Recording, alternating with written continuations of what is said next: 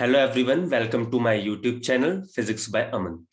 सो guys, आज हम discuss करेंगे हमारे यूनिट एंड डायमेंशंस चैप्टर के कुछ इंपॉर्टेंट क्वेश्चंस जो कि आपके लिए बहुत ही ज्यादा हेल्पफुल होने वाले हैं कॉम्पिटिटिव एग्जाम्स के लिए, like NDA, MNS, railway, SSC etcetera इन वगैरह। ठीक है, तो विदाउट एनी डिले सो शुरू करते हैं हम आज के questions. So let's begin. Okay, our first question is the dimensional formula of torque is। ठीक है, अगर आपको कोई भी डायमेंशनल फॉर्मूला निकालना हो तो फर्स्ट थिंग क्या होती है कि आपको उसका फॉर्मूला पता होना चाहिए। सो टॉर्क का फॉर्मूला क्या होता है? Force into perpendicular distance. ठीक है, फोर्स के डायमेंशंस क्या होते हैं? फोर्स के डायमेंशंस होते हैं mlt-2, मास इनटू एक्सेलरेशन। और परपेंडिकुलर डिस्टेंस, डिस्टेंस आपका होता है, उसके यूनिट्स क्या होते हैं? आपके यूनिट्स होते हैं लेंथ। तो आपके यूनिट्स क्या बने? ml/t-2। ठीक है, l into L, L square. तो इसका करेक्ट ऑप्शन क्या है आपका? इसका करेक्ट ऑप्शन है आपका ml/t-2, ऑप्शन ए। ठीक है, so next move to our next question. Second, the dimension of Planck's constant is equals to that of. ठीक है, प्लैंक्स कांस्टेंट के डायमेंशंस किसके इक्वल होंगे? सो अगेन आपको क्या पता होना चाहिए? इसका आपको इसके फॉर्मूला पता होना चाहिए। और एनर्जी का फॉर्मूला क्या होता है? H into new. तो यहाँ पे जो H है वो क्या है आपका? Planck's constant. न्यू आपकी फ्रीक्वेंसी होती है, E आपकी एनर्जी होती है। तो प्लैंक्स कांस्टेंट का फॉर्मूला बन गया एनर्जी अपॉन फ्रीक्वेंसी। एनर्जी के डायमेंशंस ml/t-2। ठीक है, और आपके हमारे डायमेंशंस फ्रीक्वेंसी के आपके डायमेंशंस क्या होते हैं? t-1। और ये ऊपर जाएगा तो आपके डायमेंशंस बनेंगे ml/2t-2। t-1 ऊपर जाके क्या बनेगा? +1। So when bases are same, powers are added, तो आपके बन जाएंगे -2 + 1, दैट इज ml/2t-1। तो ये आपके डायमेंशंस किसके बने? ये आपके डायमेंशंस बने प्लैंक्स कांस्टेंट के। और पूछा है कि किसके इक्वल होंगे? एनर्जी के ml/t-2 होते हैं, तो इसके इक्वल भी नहीं है। ठीक है, तो यहां से एंगुलर मोमेंटम का देखते हैं। ठीक है, एंगुलर मोमेंटम का फॉर्मूला होता है mvr। m stand for mass, mass का डायमेंशन m, वेलोसिटी का lt-1। ठीक है, और रेडियस, रेडियस का l। तो आपके डायमेंशंस क्या बने? ml/t-1। सो ये दोनों डायमेंशंस क्या आपस में इक्वल। सो इसका करेक्ट आंसर क्या है आपका? Angular momentum. Okay, so let's move to our next question. The dimensions of RC is. R इस क्वेश्चन में क्या है? R इस क्वेश्चन में है हमारा रेजिस्टेंस। C क्या है इसमें? C है हमारी कैपेसिटेंस।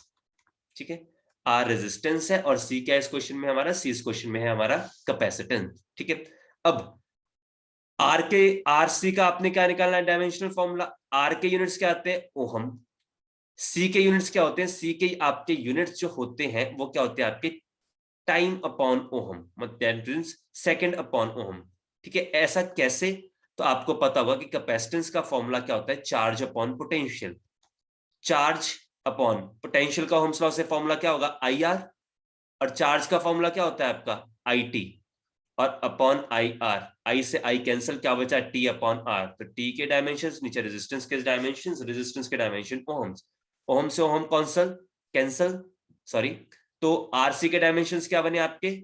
RC के किसके इक्वल आए? टाइम के, T। तो इसका करेक्ट आंसर क्या है आपका? T, time. Okay, so let's move to our next one. Percentage error in the measurement of mass and speed are 2% and 3% respectively। That means जो mass में percentage error है वो आपको 2 दिया गया है, आपको speed में percentage error 3% दिया गया है। ठीक है, error in estimate of kinetic energy। अब kinetic energy का फॉर्मूला क्या होता है आपका? Half mv²। आपको kinetic energy का percentage error पूछा गया है। ठीक है, देखो जो कांस्टेंट टर्म्स है उनमें तो कोई एरर होता नहीं है। ठीक है, तो एरर किस में होगा? मास में और स्पीड में। यहां पर वेलोसिटी है, नो मैटर। ठीक है, तो मास में एरर कितना दिया रखा है आपको? 2, तो 2 रख दो।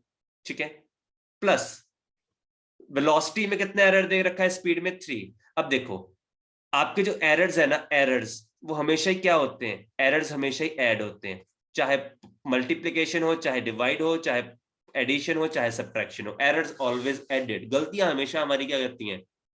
बढ़ती जाती हैं, प्लस करते हैं हम गलतियां। ठीक है, अब मास के गलतियां कितनी थी? मास के एरर आपके 2 थे, और अब वेलोसिटी है साथ में, ये दोनों आपस में मल्टीप्लाई हो रहे हैं, तो मल्टीप्लाई में भी एरर क्या होते हैं, प्लस। अब देखो जो पावर के क्वेश्चन है ना, उसको कैसे करने हैं, जो आपकी पावर्स है उनको आगे रख लो, पावर्स को कहाँ लिख दो, आगे। तो 2 कहाँ आ गया, 2 कहाँ आ गया, जंप मार के आगे। और वी में कितने एरर है आपके, वी में आपका कितना एरर है, आपको दे रखा है 3%। ठीक है, तो आपकी जो पावर्स हैं वो आगे आ जाएंगी, और उसको आपने जो परसेंटेज एरर दे रखी होगी उससे क्या करना है, मल्टीप्लाई। तो 2 + 2 3 6, इसमें आपका कितना एरर आ रहा है, इसमें आपका आ रहा है 8% error.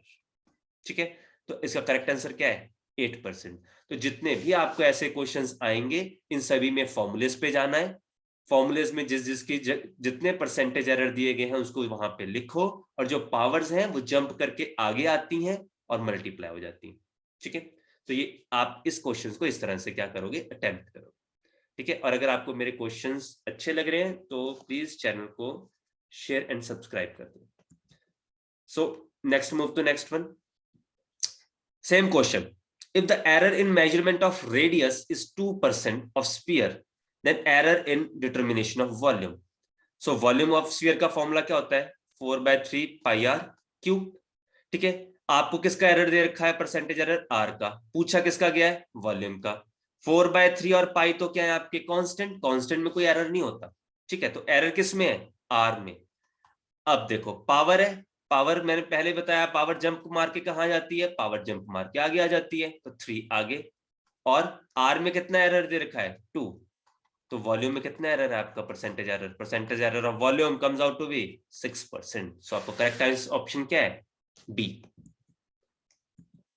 So next one, light year is used to measure. जो आपका लाइट ईयर है, हालांकि इसके नाम में ईयर लिखा हुआ है, ठीक है, year stands for time, but ये टाइम का यूनिट नहीं है। लाइट ईयर किसका यूनिट है आपका, डिस्टेंस का, पहली चीज तो ये। और लाइट ईयर बहुत ही बड़ा यूनिट है, ये कैसा यूनिट है, बहुत ही लार्ज यूनिट ऑफ डिस्टेंस है। आप बहुत बड़े बड़े डिस्टेंस मेजर करने के लिए इसको यूज करते हो। तो एटम्स के बीच का डिस्टेंस बहुत छोटा होता है, स्टेशनरी चार्ज का तो कंसेप्ट ही नहीं, यहाँ पे डिस्टेंस की तो बात ही नहीं की गई है। तो यहाँ पर क्या ऑप्शन है आपका सही, डिस्टेंस बिटवीन स्टार्स, जो कि बहुत ज्यादा बड़ा भी होता है और डिस्टेंस भी है। ठीक है, next, the unit of surface tension are. ठीक है, सरफेस टेंशन का फॉर्मूला आपका होता है फोर्स अपॉन लेंथ। ठीक है, फोर्स का यूनिट न्यूटन, लेंथ का यूनिट मीटर। तो आपके क्या टाइम इसके यूनिट्स बन गए, न्यूटन पर मीटर, या फिर कह लो न्यूटन मीटर इनवर्स। तो correct option will be C. The units of Planck's constant is again energy equals to Planck's constant multiplied by frequency, और Planck's constant का फॉर्मूला क्या आ जाएगा, E अपॉन न्यू। ठीक है, अब फ्रीक्वेंसी का फॉर्मूला होता है आपका 1/t, reciprocal of time period. तो यहां पर इसका वॉल्यूम फॉर्मूला पुट कर दो, E अपॉन 1/t, टी चला गया ऊपर, आपके क्या फॉर्मूला बन गया प्लैंक्स कांस्टेंट का, एनर्जी मल्टीप्लाई बाय टाइम। ठीक है, ये आपका किसका फॉर्मूला बन गया, प्लैंक्स कांस्टेंट का। एनर्जी के यूनिट्स जूल, टाइम के यूनिट सेकंड। तो आपके प्लैंक्स कांस्टेंट के यूनिट्स क्या बन गए, प्लैंक्स कांस्टेंट के यूनिट्स बन गए joule second. So correct option will be C. Which of the following have same dimensions? आप में से इसमें कौन सा ऐसा पेयर है जिसके डायमेंशंस क्या है, सेम। तो इसके लिए क्या करना पड़ेगा, आपको सभी के डायमेंशंस निकालने पड़ेंगे। ठीक है, और आपको चेक करने पड़ेगा किसके डायमेंशन सेम होंगे। देखो, फोर्स F, टॉर्क का फॉर्मूला होता है फोर्स इंटू परपेंडिकुलर डिस्टेंस। सो ये डायमेंशंस आपस में इक्वल तो होंगे नहीं। ठीक है, तो ये आपका पॉसिबल ही नहीं है, क्योंकि उसमें फोर्स इंटू डिस्टेंस है, यहाँ पर अकेला फोर्स है। ठीक है, पोटेंशियल एनर्जी, एनर्जी एक तरह की, और फोर्स, एनर्जी और फोर्स दो अलग अलग टर्म्स हैं। ठीक है, एनर्जी का फॉर्मूला आपका होता है सिंपली वर्क के इक्वल एनर्जी, वर्क का फॉर्मूला होता है आपका फोर्स इनटू डिस्प्लेसमेंट, तो ये भी अलग अलग है। ठीक है, सो यहां पर आपको क्या करना है, आपको चेक करना पड़ेगा कि कौन से डायमेंशन निकलेंगे। Let's start with B1। Torque का क्या आपने पढ़ा, टॉर्क का आपने डायमेंशनल फॉर्मूला पढ़ा था, फोर्स इनटू परपेंडिकुलर डिस्टेंस का फॉर्मूला होता है, फोर्स का dimensional formula mlt-2, perpendicular distance का L। तो इसका आपका आया था ml2t-2। ml2t-2 किसका आपका डायमेंशन होते हैं, ये आपके एनर्जी के डायमेंशन होते हैं। ठीक है, पर फिर भी हम पोटेंशियल एनर्जी के भी निकाल के देख लेते हैं। पोटेंशियल एनर्जी का फॉर्मूला क्या होता है आपका, mgh, मास का dimension m, g acceleration due to gravity, acceleration due to gravity का dimensional formula LT-2, h height, height का डायमेंशन L। सो ये भी बन गया आपके ml2t-2। सो आपके दोनों डायमेंशंस क्या है आपस में इक्वल। तो कौन सा पेयर इसमें करेक्ट आंसर है? इसका करेक्ट आंसर है ऑप्शन बी। ठीक है, next move. If force, length and time be considered as fundamental units, then unit of mass will be। अब इस क्वेश्चंस में हम क्या है, इस क्वेश्चन में आपको करने के लिए आपको एप्लीकेशंस ऑफ डायमेंशंस आने चाहिए। ठीक है, अब क्या कहा गया है कि आपको यूनिट्स ऑफ मास निकालने हैं कब? जब आप फोर्स, लेंथ और टाइम को क्या मानो? Fundamental units. इसमें फोर्स फंडामेंटल नहीं है, बट आपको कंसीडर करना पड़ेगा। तो ऐसे क्वेश्चंस को कैसे करते हैं? किसके यूनिट्स निकालने हैं? मास के। ठीक है, सो मास इज इक्वल्स टू कौन कौन से तीन आपके कंसीडर करने हैं आपने? Force, length, time. ठीक है, अब पहला स्टेप, इन तीनों की कोई पावर्स मान लो, ए बी सी। ठीक है, अच्छा, अब अगर ये आपका फॉर्मूला सही है, अगर ये फॉर्मूला आपने बनाना है, मास का फॉर्मूला बनाना है in terms of force, length and time, तो लेफ्ट हैंड साइड के डायमेंशंस और राइट हैंड साइड्स के डायमेंशंस इक्वल होने चाहिए according to principle of homogeneity. So second step में हम क्या करेंगे? हर एक फॉर्मूले की जगह उसका डायमेंशनल फॉर्मूला लिखेंगे। एम मास, तो मैं इसको लिख सकता हूं m1l0t0। एफ फोर्स, फोर्स का डायमेंशनल फॉर्मूला mlt-2 और पावर a। लेंथ का dimensional formula l power b। Time का dimensional formula t power c। ठीक है, अगर ये आपका फॉर्मूला सही है तो लेफ्ट हैंड साइड के जो आपके डायमेंशंस हैं वो राइट हैंड साइड के डायमेंशंस के क्या होने चाहिए? इक्वल। सो हम क्या करेंगे? इनके कोएफिशिएंट्स को कंपेयर करेंगे और दोनों के कोएफिशिएंट्स आपस में कैसे आने चाहिए? इक्वल। ठीक है, सो ये मेरा बनती है इक्वेशन m1l0t0। यहां पर मास का कौन सा है? एक ही टर्म है मास की और उसकी पावर कितनी है? a। लेंथ, लेंथ की पावर कितनी है? a, और यहां पर लेंथ की पावर कितनी है? b। सो जब बेसिस सेम होते हैं पावर ऐड हो जाती है, तो la+b। टाइम की कितनी है यहाँ पर? -2a। ठीक है, मल्टीप्लाई हो गए और यहाँ पर टाइम का एक और सी है तो +c। सो अगर ये फॉर्मूला करेक्ट हो तो आपके दोनों साइड्स के डायमेंशंस इक्वल होने चाहिए। सो हम कोएफिशिएंट्स को कंपेयर करेंगे। सो m के कोएफिशिएंट्स कंपेयर करते हैं तो a की वैल्यू कितनी आती है? 1। l के कोएफिशिएंट्स कंपेयर करते हैं तो a+b आपका आता है 0, a आपका आ गया है 1, तो b की वैल्यू आ गई -1। और टाइम के कोएफिशिएंट्स कंपेयर करते हैं तो -2a + c और दूसरी तरफ क्या है? 0। तो c का फॉर्मूला बन गया 2a। a का कितना आ गया आपका आंसर? 1। So 2 × 1 that is 2। सो आपके पास abc की वैल्यूज आ गई हैं, इन सभी वैल्यूज को इस फॉर्मूले में पुट कर दो। तो क्या फॉर्मूला बनता है आपका? m is equals to f की पावर a 1, l की पावर b -1, t की पावर c 2। सो ये आपको करेक्ट आंसर है। तो यहां से आपका मैच करता है f1l-1t2 option C. So correct option क्या है आपकी? C. 12th one, given that the displacement of an oscillating particle, ये आपकी डिस्प्लेसमेंट की इक्वेशन है। यहां पर v डिस्प्लेसमेंट है, a आपका क्या होता है? a आपका इसमें होता है एम्पलीट्यूड। ठीक है, और बाकी साइन के साथ ही आपका एंगल। ठीक है, और एंगल के कोई भी डायमेंशंस नहीं होते। That means bx + ct + d के डायमेंशंस कितने होंगे? m0 l0 t0, क्योंकि आपका एंगल एक डायमेंशनलेस क्वांटिटी है। ठीक है, सो अब सेम डायमेंशंस वाली चीजें ऐड होती हैं, सेम डायमेंशंस वाली चीजें ऐड होती हैं। ठीक है, या आप प्रिंसिपल ऑफ होमोजेनिटी में पढ़ते हो। ठीक है, और आपके जितने bx के डायमेंशंस होंगे उतने ही वो किसके इक्वल होंगे? m0 l0 t0। ct भी किसके इक्वल होगा? m0 l0 t0। d भी किसके इक्वल होगा? m0 l0 t0।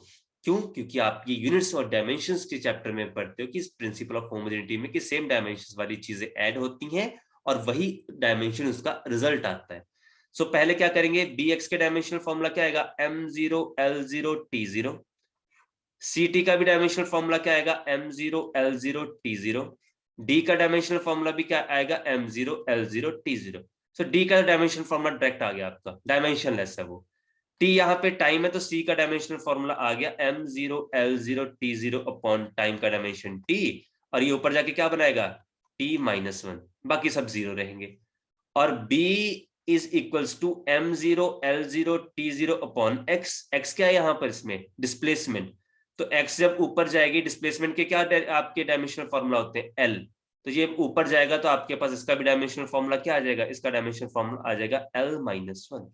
सो आपके पास बी के डायमेंशनल फॉर्मूले आ गए, सी का डायमेंशनल फॉर्मूला आ गया, डी का। अब बारी है ए की, क्योंकि आपको क्या निकालना है dimensional formula A B C D का। तो बी हो गया, सी हो गया, डी हो गया, कौन बचा ए। ए क्या होता है, amplitude. So amplitude is a type of a length, so A का डायमेंशनल फॉर्मूला भी क्या आ गया, एल। अब आपसे क्या पूछा गया, ए बी सी डी का डायमेंशनल फॉर्मूला, तो सारे के डायमेंशनल फॉर्मूले मल्टीप्लाई कर दो। ए का डायमेंशनल फॉर्मूला एल, बी का L-1, सी का T-1, ठीक है, और डी का 0। 0 नहीं लिख सकते हम, इसको ऐसे लिखते हैं M0 L0 T0, ठीक है। तो ये तो आपके कैंसिल ही हो गए, तो डायमेंशनल फॉर्मूला क्या बना आपका, T-1। सो इसमें से आपका करेक्ट ऑप्शन इसमें से क्या होगा, ये बी, 12th का क्या है आपका बी, ठीक है। M0 L0 T-1, यहाँ पे -1 लिखा गया है, ठीक है। सो ये आपका क्या है correct option. So let's move to our next question. If the distance traveled by the body is in kilometer and time is in seconds, the unit of velocity is, तो velocity का फॉर्मूला आपका होता है displacement upon time, ठीक है। Displacement किस में दे रखी है, किलोमीटर में, टाइम किस में दे रखा है, सेकंड्स में, तो क्या इसके यूनिट्स बनेंगे, kilometre per second. Simple, correct option is answer A. Okay, and our last question, A body travels uniformly with a distance, distance दे रखा है, टाइम दे रखा है, आपसे क्या पूछा है, वेलोसिटी। आपको पता है कि वेलोसिटी का सिंपली फॉर्मूला क्या होता है, वेलोसिटी का सिंपली फॉर्मूला होता है डिस्प्लेसमेंट अपॉन टाइम, ठीक है। और डिस्प्लेसमेंट कितनी दे रखी है, 13.8 प्लस माइनस 0.2, ठीक है, और टाइम 4 प्लस माइनस 0.3, ठीक है, 0.0 प्लस माइनस 0.3, ठीक है। तो ये आपको क्या दे रखा है, आपको डिस्टेंस दे रखा है और ये आपको टाइम दे रखा है, ठीक है।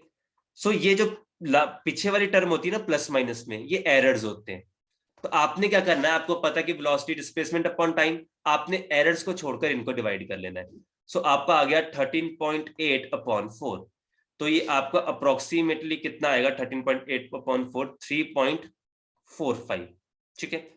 और एरर्स हमने क्या कहा है, ये आपकी टर्म डिवाइड हो रही है, ये डिवाइड हो रही थी, बट एरर्स का क्या होता है, एरर्स हमेशा क्या होते हैं, ऐड होते हैं, गलतियां हमेशा बढ़ती हैं, घटती नहीं है ना, मल्टीप्लाई होती है, डिवाइड होती है। तो इनको अलग से सॉल्व कर लो, 0.2 प्लस 0.3 कितना आ गया, 0.5।